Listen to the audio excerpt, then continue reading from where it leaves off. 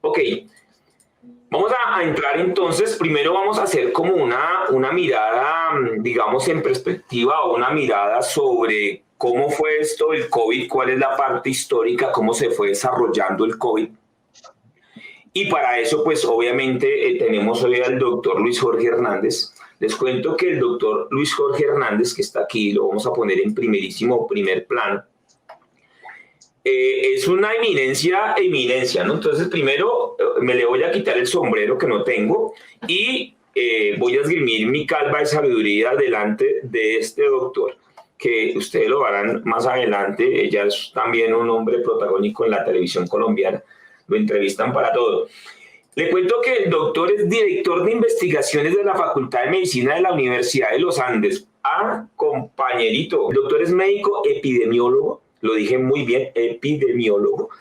Tiene un doctorado en salud pública y es pues quien nos va a contextualizar hoy precisamente en esta reseña histórica sobre la pandemia del COVID-19. Entonces, doctor, lo dejamos para que por favor ilumine nuestras mentes. Gracias, profesor Ernesto. Gracias, Ernesto, por este gran programa. No, voy a hacer un comentario muy sencillo por tiempo también, porque yo sé que ya habrá hora y todo eso, y no me va a tomar mucho tiempo. Voy a compartir una presentación breve con la venia del profesor Ernesto. Claro, Y por supuesto. esta presentación...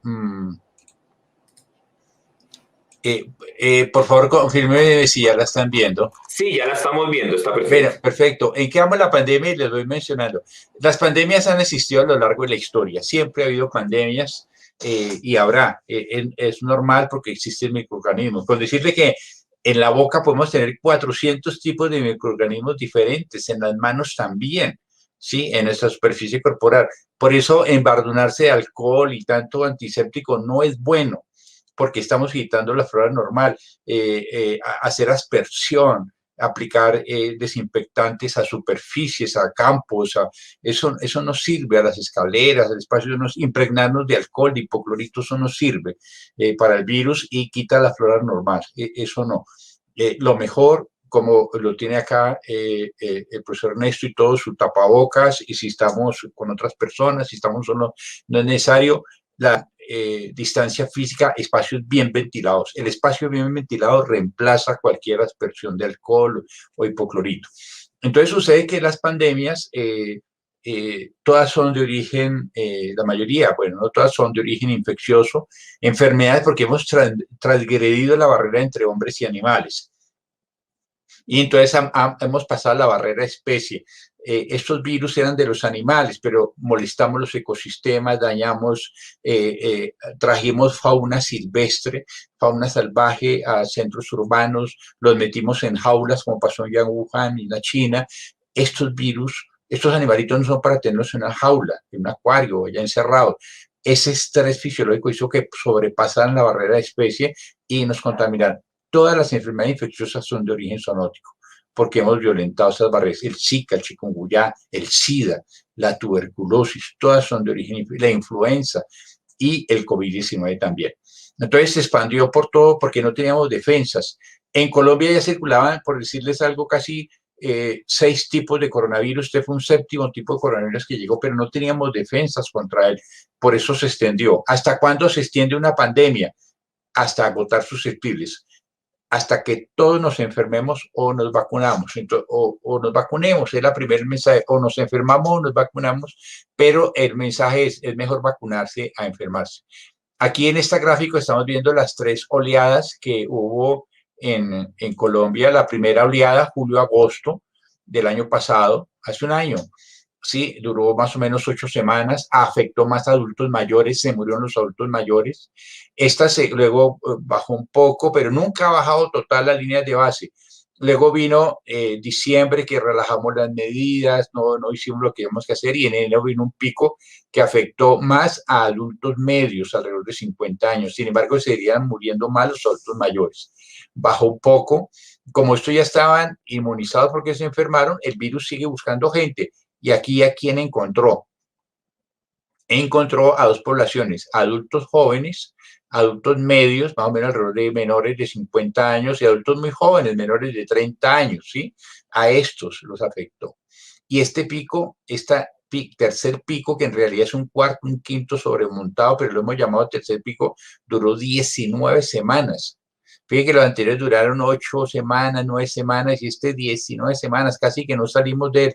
Era un pico eterno. ¿Cuándo vamos a salir de este pico eterno? Pues ya ha comenzado a bajar. Pero el virus va buscando, porque el virus es un organismo vivo que busca dónde crecer. Él no se quiere morir, él busca dónde crecer y dónde adaptarse. Él termina adaptándose a los humanos, él no quiere desaparecer. No va a matar a todos los humanos porque desaparecería, entonces él se va ajustando para quedarse y se va a quedar. Entonces, ¿quiénes faltan por vacunar o por enfermar? Pues los adultos más jóvenes, los menores de 30 años, los adolescentes, ¿sí? Los niños pronto. Entonces, a ellos los va a buscar porque el virus se sigue expandiendo hasta agotar susceptibles. Los que no se enfermaron en la primera, los en la segunda, en la tercera, en la cuarta. ¿Cómo parar eso? Medidas farmacológicas, la vacunación, y medidas no farmacológicas, ya la mencionamos, las dos al tiempo, tapabocas, distancia física, espacios bien ventilados. Entonces, estos picos pandémicos se han venido dando y se caracterizan, ¿por qué? Porque aumenta la morbilidad en la población, se enferma, el virus se manifestó básicamente como una enfermedad respiratoria, aunque después supimos que era una enfermedad sistémica y que hay un síndrome post-COVID. Entonces, profesor Ernesto, va a quedar entre 1 millón y 2 millones de personas con síndrome post-COVID o COVID prolongado, que no sienten, que están teniendo problemas cardiovasculares, neurológicos, musculares, pérdida del olfato, depresión, ansiedad, están quedando, pueden durar semanas, meses con el síndrome post-COVID. Eso no está dejando. También a raíz de la pandemia, como todo ha estado en modo pandemia, descuidamos las otras enfermedades, las otras infecciosas, las cardiovasculares. En esta época nos encerraron, ¿sí? Los encierros no son buenos porque el virus se transmite en espacios cerrados. Las cuarentenas no sirven, los toques de queda no sirven. Son medidas de guerra, producen estrés postraumático, ¿sí? Los únicos que deben aislarse son los enfermos y sus contactos, ¿sí? Nosotros, cuando estábamos mirando esto en la Universidad de los Andes, miramos que hacíamos cuarentenas, pero quienes estaban saliendo eran los que tenían infección y no podían aislarse porque no podían por razón socioeconómica. Un taxista, un muchacho de mensajería digital, de Rápido, de otra plataforma, es un migrante venezolano que no puede aislarse 14 días porque vive en su rebusque, un vendedor informal, un desplazado, no puede. Ellos son los que quieren aislarse, o cualquier persona con síntomas se aísla y sus contactos, pero no se aislaron. Siguió transmitiendo la enfermedad. Los que aislaban se pueden aislar si no tenían síntomas. No tiene sentido ya las cuarentenas, los toques de queda. Y nos han vendido también esta lógica de este año y medio de miedo. Y todavía mucha gente dice, bueno, ¿y cuándo viene el cuarto pico del Delta? ¿Cuándo nos van a volver a encerrar? O sea, como que nos quedó gustando el encierro. Yo les digo, no le cojan gusto al encierro. El encierro no sirve, es malo.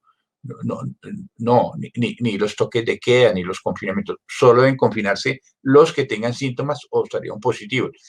Pero hicimos al revés. Ellos sí salían y los que no tenían síntomas estaban confinados. Estas son las mortalidades.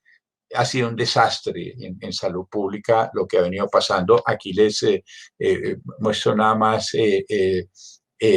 algunas de las cifras: 124.315 muertos, una cosa terrible. Ha sido un desastre en la salud pública lo que ha bajado, ¿sí?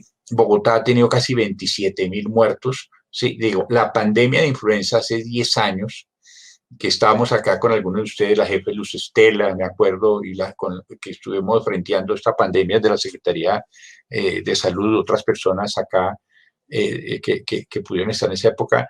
La pandemia nos dejó, profesor Ernesto, 400 muertos en Bogotá, 400 muertos de influenza hace 10 años. Hoy vamos 27.000 muertos. Qué tragedia tan terrible. Todos nosotros hemos salido heridos. Ninguno, todos, un familiar, un amigo, un conocido, un compañero de trabajo. Nadie, todos hemos salido heridos de esta pandemia. Nadie puede decir, no, es que a mí no me afectó. Todos salimos heridos. Entonces, mire, estos picos de mortalidad tan altos, ¿no? ¿Por qué se morían más los adultos mayores?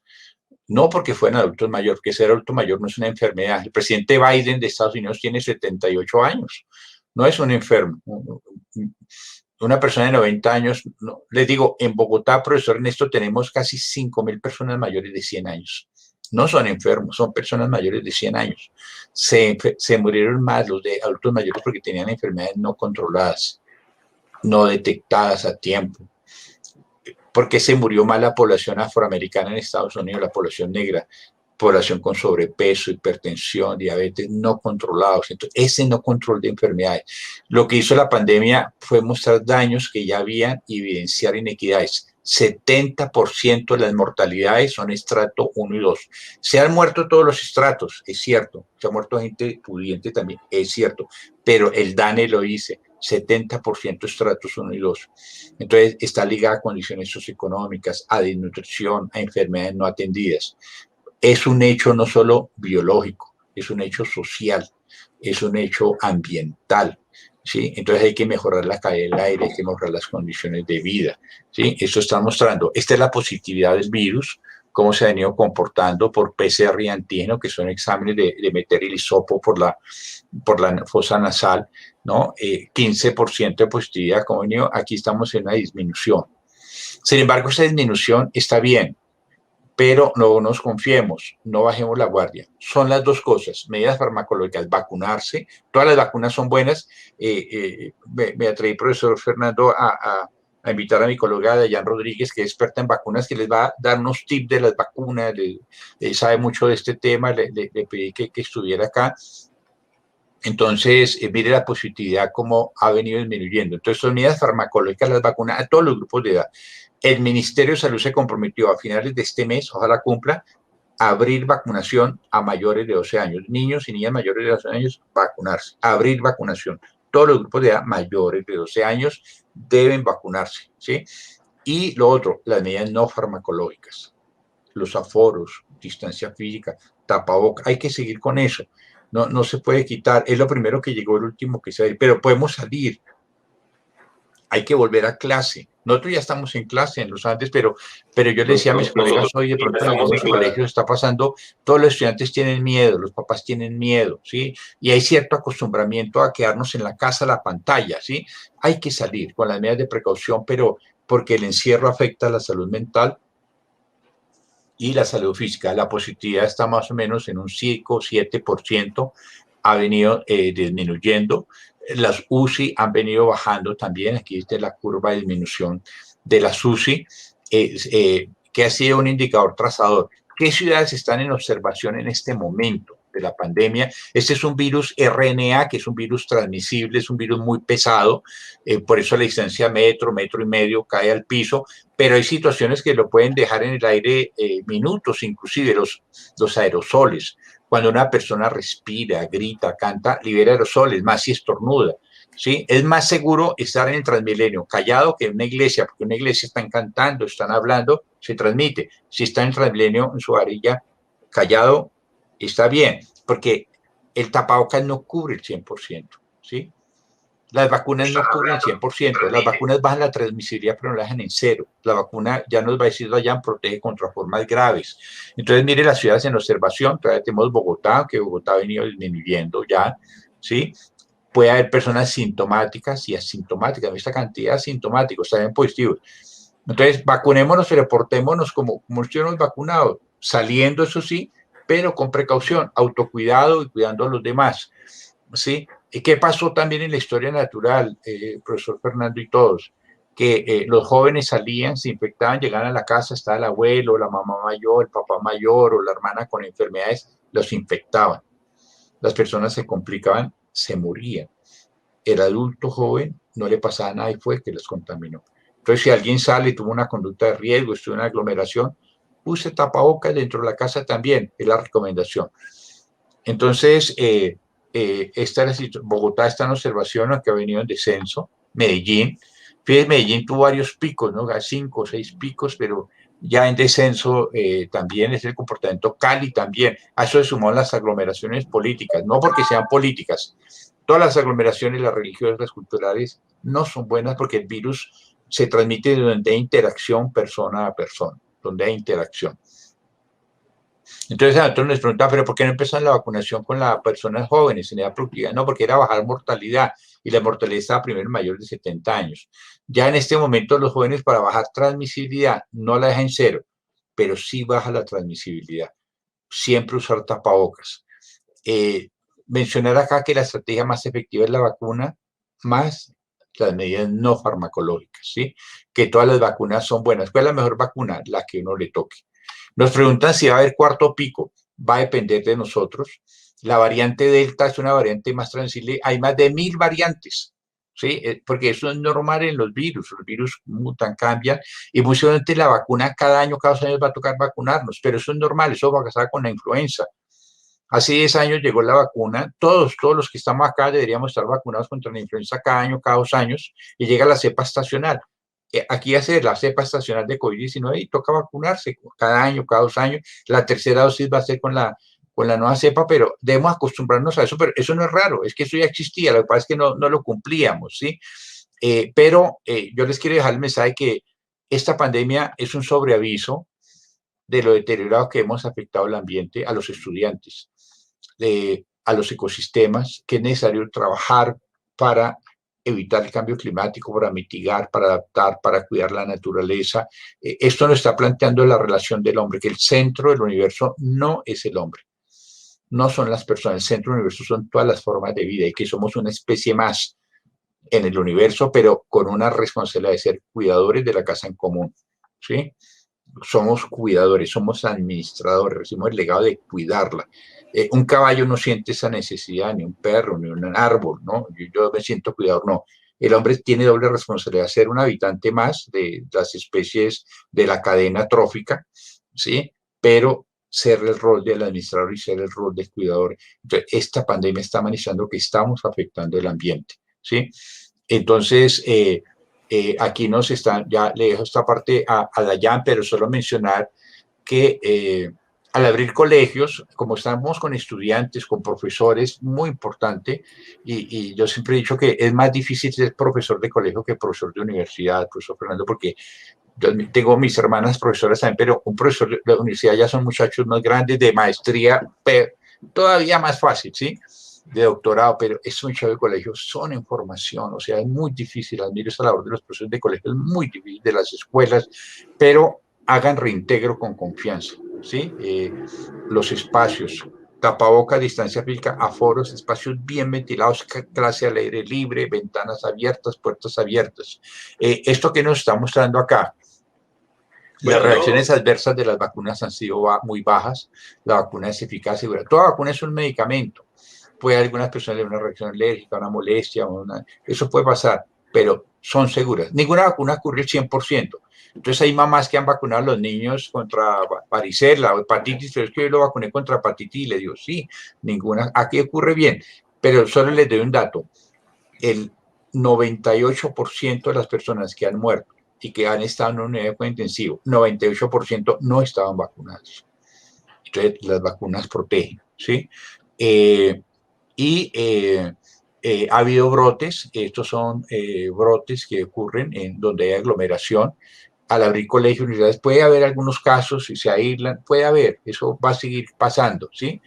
Mientras se complementa la vacunación. Pero conservar las medidas, no es hora de confinamientos. Ahora bien, no hay que acostumbrarse, el último mensaje que les quiero decir es que no hay que acostumbrarse a vivir con el virus. Si hay que acostumbrarse a vivir con el virus, no, uno debe acostumbrarse a vivir con el daño, ni con la violencia, ni con el SIDA, ni con el infarto, nada, nada. No hay que acostumbrarse, es minimizarlo al máximo. Sí, va a existir eso, pero lo vamos a minimizar al máximo. No es acostumbrarse a vivir, hay que vivir sin el virus.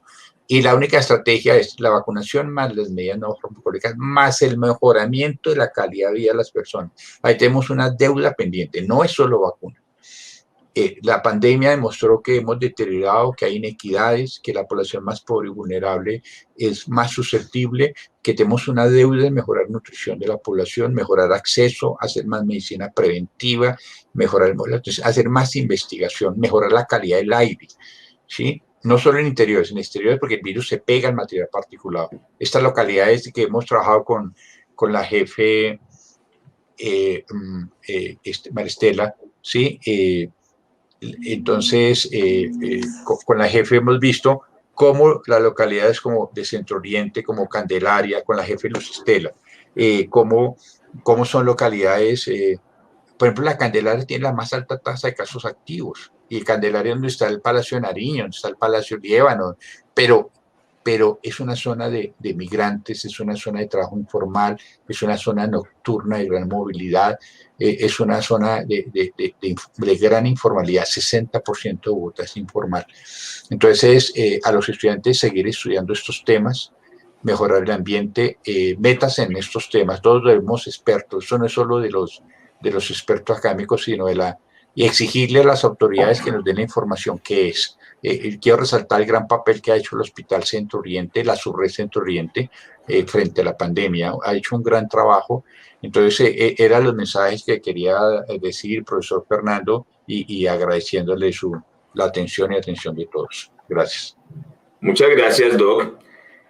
Doc, lo invito a que vaya a nuestro colegio y vea usted lo que es dejar allá las ventanas abiertas. Somos un subpáramo, somos el subpáramo del Suque, donde el viento literalmente hace todo el tiempo, está ese viento pegando y el frío es espantoso. Yo tengo chaqueta, ruana, doble media y a pesar de eso, yo creo que eso también me dejó calvo, Luis. Entonces, la idea es trabajar entonces en ambientes muy controlados. Nuestro querido doctor nos está invitando a regresar a la escuela, que regresemos, que no nos acostumbremos a vivir en medio de la pandemia, pero sí que la enfrentemos con mucho autocuidado y sin miedo a las vacunas. Tal, buenas noches y de nuevo, profesor Ernesto, muchas gracias por la invitación. Desde la por aceptar. Estamos siempre dispuestos. Bueno, puedo responder inmediatamente la pregunta de la vacunación en menores de 12 años. Recordemos que la FDA en esta semana aprobó el uso por completo de la vacuna de Pfizer, al menos en 16 años, para 16 años en adelante. Sigue siendo autorizada, pero en los grupos de edad menores de 12 años todavía no tenemos datos de seguridad de eficacia. Se haría una indicación de uso que se llama fuera de indicación precisamente, que intenta, que se refiere a un uso para el cual no fue necesariamente aprobado. En este momento no sabemos la dosis adecuada en estos grupos de edad, tampoco los efectos, ni ninguna característica relacionada con la seguridad o con la eficacia. Estamos esperando los resultados de los ensayos clínicos que adelantan varios laboratorios y varias empresas farmacéuticas para tener un dato más preciso.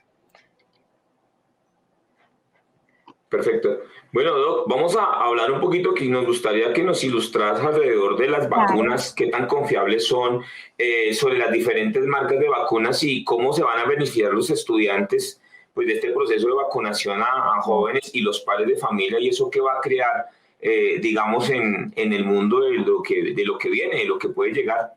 Ok, bueno, voy a presentar algo muy sencillo alrededor de la variante Delta. El doc me había pedido el favor y un poco de vacunas, ya están observando mi presentación. Sí, ya, perfecto. Porque sé que hay muchas dudas alrededor de las variantes y quiero contarles a toda la comunidad que esto pasa todo el tiempo, todos los virus, en este caso incluyendo el SARS-CoV-2, que es el virus que genera el COVID-19, cambian. La mayoría de estos cambios tienen poco o ningún impacto en las propiedades del virus, pero hay algunos cambios que sí pueden afectar ciertas propiedades como la factibilidad con la que se propaga, la virulencia, la gravedad de la enfermedad, el rendimiento con las vacunas o la efectividad o no que pueda tener un medicamento o algún tipo de terapia. La OMS para eso se reunió y en colaboración con diferentes redes de expertos, sobre todo taxónomos y taxónomos evolutivos y personas que han trabajado toda la vida alrededor de los virus, han hecho una categorización taxonómica y han agrupado estas variantes en dos tipos, unas que son de interés y las otras que son de preocupación. ¿Con qué? Con el propósito de priorizar ese seguimiento, aumentar la investigación en estos dos grupos de categorías y orientar la respuesta hacia la pandemia. Sabemos y se ha demostrado que las medidas sociales, y como lo mencionaba el doctor Luis Jorge, de salud pública, como las de prevención, control de la infección, han reducido eficazmente el número de muertes, sobre todo hospitalizaciones y y el uso de unidades de cuidado intensivo, por lo que siempre la OMS está animando a todas las autoridades locales para que continuemos intensificando este tipo de medidas y no porque tengamos la vacuna vayamos a descuidarlas. Las autoridades tenemos que seguir reforzando la capacidad de vigilancia y en este caso vigilancia genómica para adoptar diferentes medidas en cuanto aparezca algún tipo de variante de interés o de preocupación. Entonces, ¿cómo se han denominado estas variantes? Hay diferentes nomenclaturas, de todas están organizadas, esto se llama algoritmo pangolín, yo creo que algunos los han escuchado, y lo que hacemos o lo que recomendó la OMS es usar el alfabeto griego para denominar este tipo de variantes, alfa, beta, gamma, y así es más fácil en términos del lenguaje utilizar este tipo de alfabeto para los debates cuando el público no es científico. Estas son las variantes de preocupación, ustedes ya han escuchado la alfa, la beta, la gamma, en este caso la delta, y cuáles son las características. Aumento en la transmisibilidad o un cambio perjudicial en la epidemiología, aumento en la virulencia o un cambio en la presentación clínica de la enfermedad, disminución de la eficacia de las medidas sociales y de salud pública o de los medios de diagnóstico y las vacunas y también los tratamientos disponibles. Así, para que todos tengamos una idea, no necesariamente tenemos que ser tan técnicos, uno analiza las propiedades del virus a través de esto y cuando observa cambios en ciertas regiones, entonces ya denomina una variación, una variante, pero todos se comparan con el wild type o el silvestre, que fue el primero que se detectó y a medida que uno va observando estos cambios va categorizando estas variantes. Ahora tenemos variantes de interés y variantes de preocupación y Delta es una de esas variantes de preocupación. Sin embargo, las vacunas han mostrado suficiente efectividad. En este estudio vemos cómo se comparan diferentes tipos de vacunas con una dosis y con 2 dosis y cómo aumenta la efectividad de la vacuna. Fíjense en estos recuadros, en estos diagramas de cajas de bigotes donde vemos el alfa y el beta y finalmente la efectividad que sigue siendo alta en diferentes vacunas, por lo que sabemos que entonces hasta este momento y lo que la evidencia nos muestra es que podemos seguir siendo protegidos contra esta variante, que creo que es una de las dudas que siempre nos llegan al grupo. Ok, yo creo que hay una confusión y es que todos creemos que por el hecho de estar vacunados no nos vamos a infectar y ahí estamos incurriendo en el error.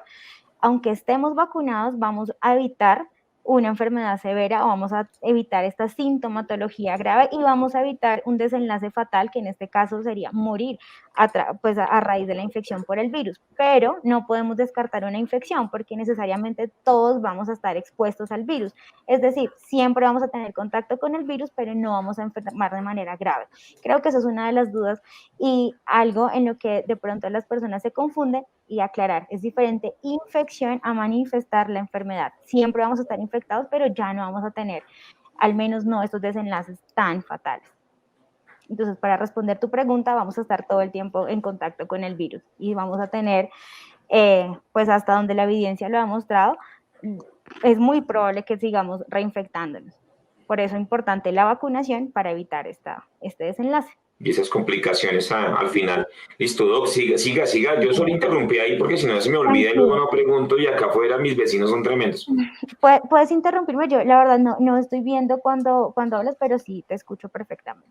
Muchas gracias. Esto ha circulado todo el tiempo, ya la variante Delta, ustedes también lo saben, lo han escuchado a través de los medios, está circulando alrededor del mundo, es altamente transmisible y el uso de tapabocas continúa siendo obligatorio, aún en personas que estemos vacunadas y aún cuando estemos compartiendo con otro tipo de personas que siguen siendo susceptibles. ¿Por qué? Porque la alta transmisibilidad de Delta hace que continuemos utilizando tapabocas y sin el uso de esta mascarilla vamos a seguir propagando esta variante.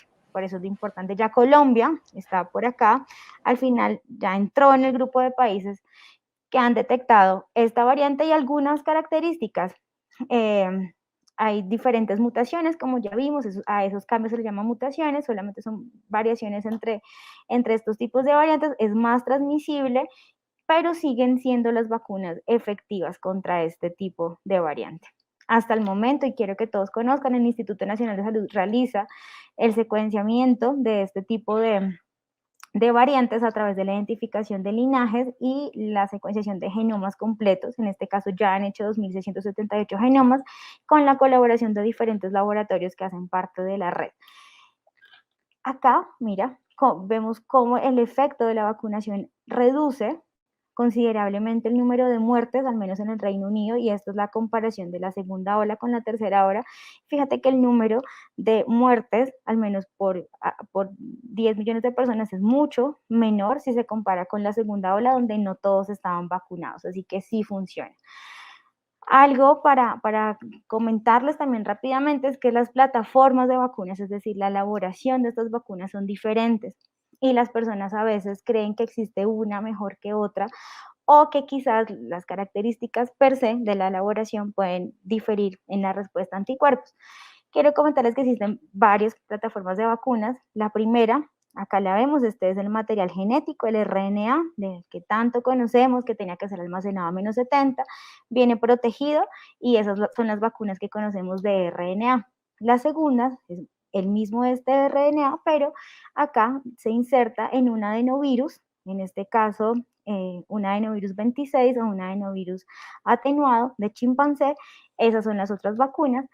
Existen otras plataformas que son péptidos o pequeños pedacitos de ciertas proteínas del virus para las cuales nosotros tenemos una respuesta de anticuerpos.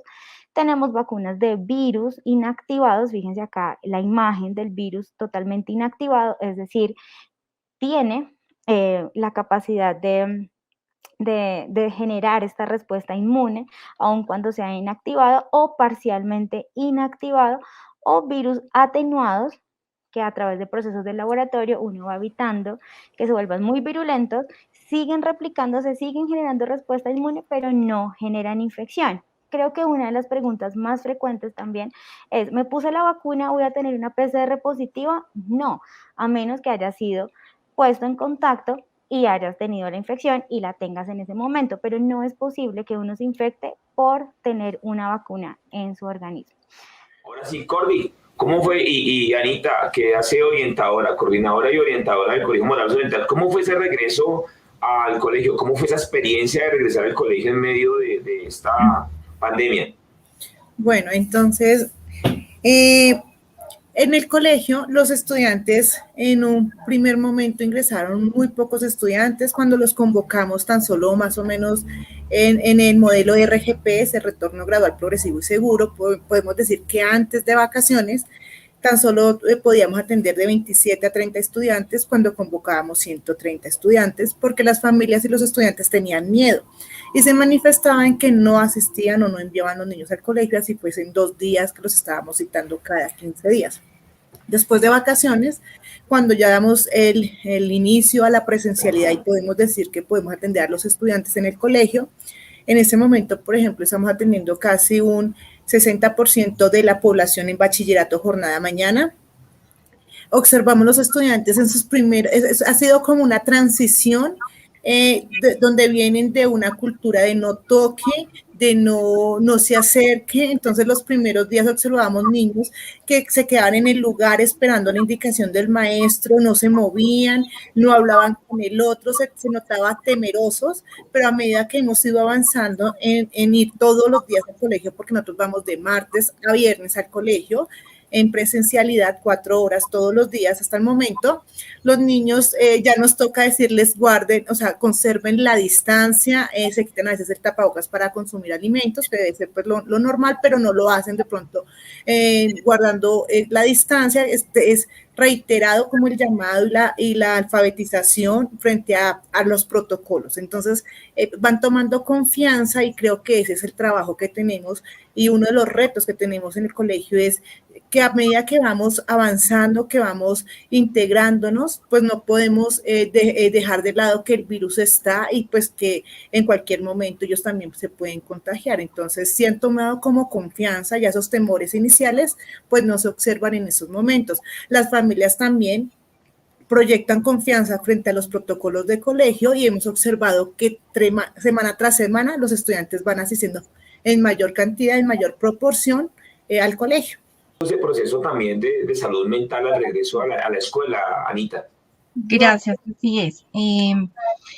Pues como bien lo decía nuestra coordinadora, esto generó miedo general, ¿sí? No podemos desconocer que pues la situación nos cogió fuera de base, sobre todo pues al inicio de toda esta situación, que no sabíamos qué responder frente a la situación, tanto a padres de familia, estudiantes. De hecho, nosotros no teníamos una respuesta clara. Yo creo que nos apoyábamos mucho en información con respecto a la que emitía la Organización Mundial de la Salud en ese momento, pero por supuesto que la salud mental se vio afectada y se ha visto afectada en algunos estudiantes, en algunos docentes. La intención es que pues lo podamos manifestar, que podamos hacer esa primera ayuda, primeros auxilios psicológicos, donde la SURRED ha sido parte también importante en este acompañamiento que nos han hecho, la línea 106 también. Entonces, si bien han retornado bastantes estudiantes a nuestra institución, hay unos pocos que aún no retornan por algunos miedos o temas de comorbilidad que hay en algunas de las familias, ¿sí? Pero en general yo creo que lo hemos venido asumiendo en la medida que pues los medios de comunicación también dan un parte como de tranquilidad y de que sí o sí debemos retornar y que debemos acogernos a la vacunación independiente al nombre de la vacuna, pues es nuestro seguro finalmente. ¿Cómo ha visto todo ese regreso a la escuela desde su mirada antropológica? Ok, muchas gracias. ¿Me escuchan? Sí. No, mire, yo creo que una de las mejores reflexiones tiene que ver que uno de los problemas que inclusive lo estuve ahora tiene que ver con la conectividad. Yo creo que uno de los temas más complicados que hemos evidenciado en algunos otros colegios tiene que ver con la conectividad, y eso ha sido uno de los pilares más importantes que tiene que ver con el acceso, digamos, de muchos jóvenes y niños que uno identifica en el territorio.